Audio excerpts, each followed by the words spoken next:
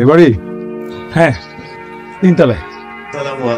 ওয়ালাইকুম আসসালাম। আসেন, বসেন বসেন। আপনাদের নিজেদের ফ্ল্যাট তো না? জি না, আমরা ভাড়া থাকি। এসি নাই না?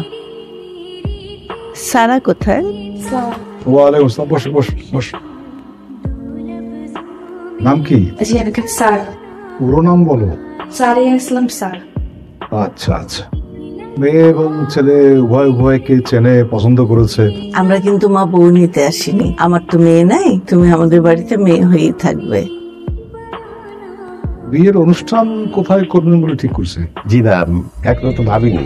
মানে একটা স্ট্যাটাসের ব্যাপার আছে না, মানে আমার তো অনেক আত্মীয় স্বজন, বিজনেস কমিউনিটি আছে। আমরা ভাবছিলাম যে ছোটখাটো একটা কমিউনিটি সেন্টারে ওদের বিয়েটা দিয়ে বাকি টাকাটা ওদেরকে ডিপোজিট করে দেবো, সেটা ওদের কাজে লাগবে। ভাই সাহেব, আমার কথাটা বোধহয় বুঝতে পারেননি। বাবা, এই বিষয় নিয়ে আমরা পরে কথা বললাম। হ্যাঁ, আসিফ তো ঠিকই বলেছে।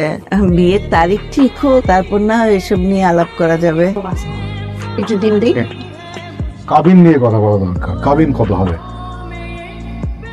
কাবিন জি। এক। ভাই, আপনি কোন দুনিয়ায় আছেন? ওদের সময় 1 লাখ টাকা কাবিন হতো না। আর আমার ছেলের বিয়ে বলে কথা, হ্যাঁ 10 লাখ কাবিন। ঠিক আছে ভাই সাহেব, আমি 1 কোটির কথা বলেছি। 1 কোটি? জি, আমার একমাত্র মেয়ে। ভাই সাহেব কি খুশি আছেন নাকি? হ্যাঁ, এক মজা করছেন। আচ্ছা ঠিক আছে, ওই 50 লাখ টাকাই হবে। ভাই সাহেব, আপনি চিন্তা ভাবনা করেন, সময় নেন। বাবা, এখন কিসব কথা বলার সময় বলো? কাবিন নিয়ে কেন কথা বলতেছে না? খাওয়ার সময় এসব কথা বাদ দাও না, এগুলো নিয়ে তো পরেও আমরা কথা বলতে পারবো। তবে আজকে আসি ভাই সাহেব। জি।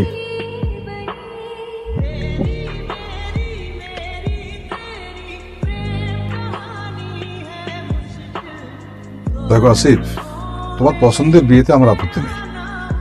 স্ট্যাটাসের সঙ্গে আমাদের স্ট্যাটাস যায়। আমি একজন বিজনেসম্যান, আমি যে সেকেন্ড ফ্যাক্টরি করতেছি, স্ট্যাটাস যায় বলো? যাবে না কেন? ওরা কি রাস্তা ফকিরনি? ওরা মধ্যবিত্ত শিক্ষিত একটা ফ্যামিলি। আর তুমি নিজেকে কি ভাবো? হাজার হাজার কোটি টাকা তোমার। কি বলতেছো এসব তুমি? আমি আমার সিদ্ধান্ত তোমার জানিয়ে দিই, এই বিয়েতে আমি রাজি না। তুমি তো রাজি থাকবাই না। আমি ওই মেয়েকে বিয়ে করব, ওই ফ্যামিলিতে বিয়ে করব, শুনে রাখো। তাই না? একটা শিক্ষিত লোক কোন সময় 1 কোটি টাকা কাবিন চাইতে পারে?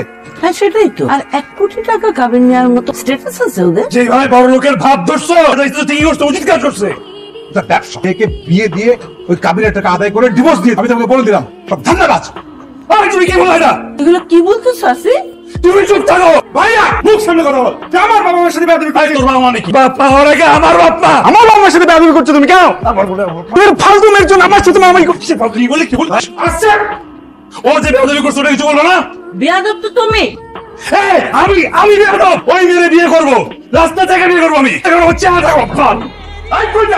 এখন জানো না। কিরকম অপমানটা করলো ওরা আব্বা আমাদের? কিন্তু তোমার চাকরি নেই কি যেন বলছিল? কোন ভদ্রলোক কারো স্যালারি জিজ্ঞেস করে? ওনারা কি সরকারি চাকরি করে? আমি সবকিছু কিন্তু আসিফকে বল। ওনারা ব্যবসায়ী মানুষ, টাকা পয়সা ওদের কাছে সব। টাকা থাকলে মানুষকে অপমান করতে হবে? আচ্ছা, আপা যে কাজটা করছে সেই কাজটা কি ঠিক করেছে বলো? কথা নেই, বার্তা নেই, সেখানে 1 কোটি টাকা চেয়ে বসে। কেন? আব্বা তো ঠিকই বলো, যেরকম মানুষ তার সঙ্গে সেরকম ব্যবহারই করো। তোমরা যা খুশি করো। শোন, আব্বা কিন্তু অনেক মন খারাপ করে আছে। বাবা, আসিফ তো ঠিক আছে, ও তো ভালো বাবা, ও ঠিক থাকলে তো হয়, আমার তো আর কিছু দরকার নেই বাবা। আমার সিদ্ধান্ত তো আমি জানিয়ে দিয়েছি। তোমাকে ওই বাড়িতে পাঠাতে আমার মন সায় দিচ্ছে না। তোমার মারও ওই এক মতামত। আমারও ওই একই কথা। ওই বাড়িতে গিয়ে আবার 2 দিন পরে ফিরে না আসলেই হয়। মা, আমি যদি ওই বাসায় যাই আমি আসবো না, দরকার হলে আমার লাশ আসবে, তাও আমি এই বাসায় আসবো না। খাই মেয়ে, কি বোকার মতো কথা বলছে। হ্যাঁ, আরে তুমি কষ্ট পাও সেজন্য তোমার কোনো কাজে কখনো বাধা দিই নাই। তুমি বড় হয়েছো, সব বুঝতে পারো। কিন্তু তুমি মেয়ের জন্য একজন বাবার কেমন লাগে সেই কথাটা বুঝতে পারো। সরি বাবা। একটা শর্তে আমি তোমাকে ওই বাড়িতে পাঠাতে পারি। কি শর্তে? ওই বাড়িতে গিয়ে সবার আস্থা, সবার বিশ্বাস অর্জন করতে হবে। আমার ধারণা তাহলে তুমি ওখানে ভালো থাকবে।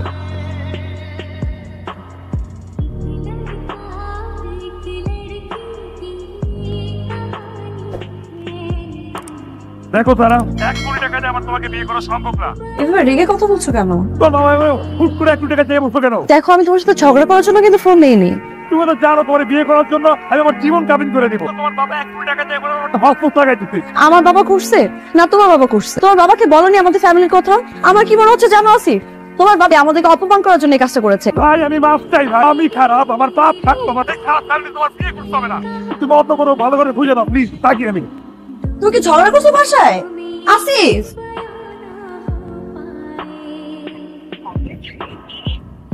ঝগড়া করলো বাসায়?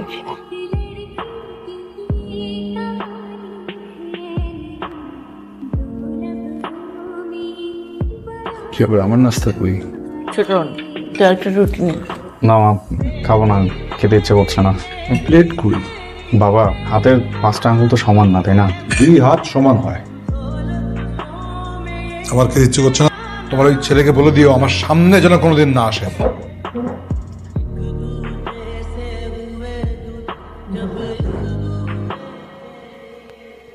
মা, মা, সন্তান যদি আমার কাছে ক্ষমা চায় বা আমার ক্ষমা করে দেওয়া উচিত না? আমি স্বীকার করতেছি আমি ভুল করছি, প্লিজ তুমি একটু বাবারে বুঝাও।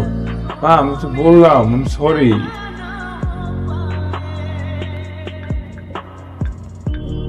সারাপো তো ফোন দিচ্ছ কেন আমাকে বারবার? যাকে দরকার তুমি তাকে ফোন দাও, সে ফোন না ধরলে তুমি কি আমাকে ফোন দিবা? তুমি জানো বাসায় কি হয়েছে? কালকে ভাই কি করছে? আব্বা আমার সাথে বেয়াদবি করছে, কি করে না করে বাসা থেকে বের হয়ে গেছে। দেখো আমি তোমাদের দুজনের মাঝখানে নাই, আমাকে প্লিজ আমাকে ফোন দিবা। বাবা ভুল করে ফেলছি, প্লিজ বাবা মাফ করে দাও না। আর আমি তো তোমার ছেলে, দাও না, মাফ করে দাও না, আর কোনোদিন করবো না প্লিজ।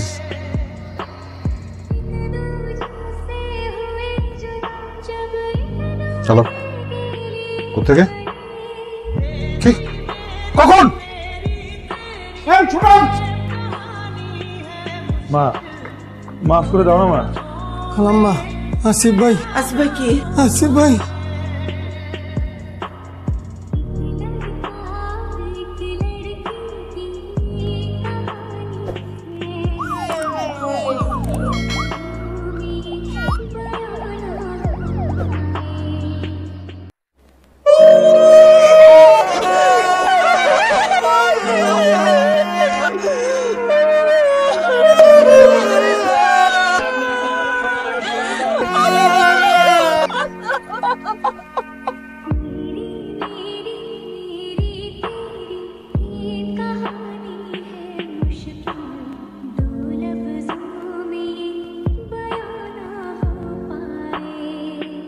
ছোটন, এখন কান্দিস কেন?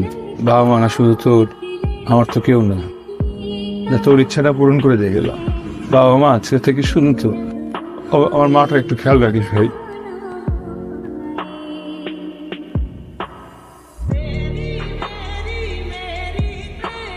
মা, মাঝে মাঝে তোমার ভেতরের কষ্টগুলো না সবাইকে বইলো, তোমার বুকটা ফেটে যাবে। আমাকে মাফ করে দিও মা, আমি তোমাকে অনেক আজে বাজে কথা বলছি, আর কিচ্ছু আমাকে মাফ করে দিও মা।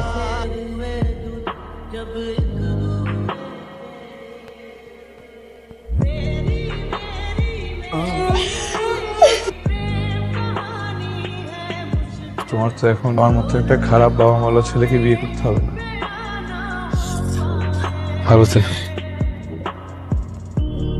আপনার আমি 1 কোটি না 2 কোটি টাকা আমার ছেলেটা ফিরে দিতে পারবেন? আমাকে মাফ করে দেন, আমাকে মাফ করে দেন। বাবা জানো তো তোমার টাকাটা কিন্তু আর লাগবে না, তোমার অনেকগুলো টাকা বেঁচে গেল। তুমি তোমার স্ট্যাটাস এগুলো নিয়ে থাকো, আমি চলি। মুঠো মাটি, সবার আগে মাটিটা তুমি দিও বাবা। আমাকে মাফ করে দিও, মাফ করে দিও।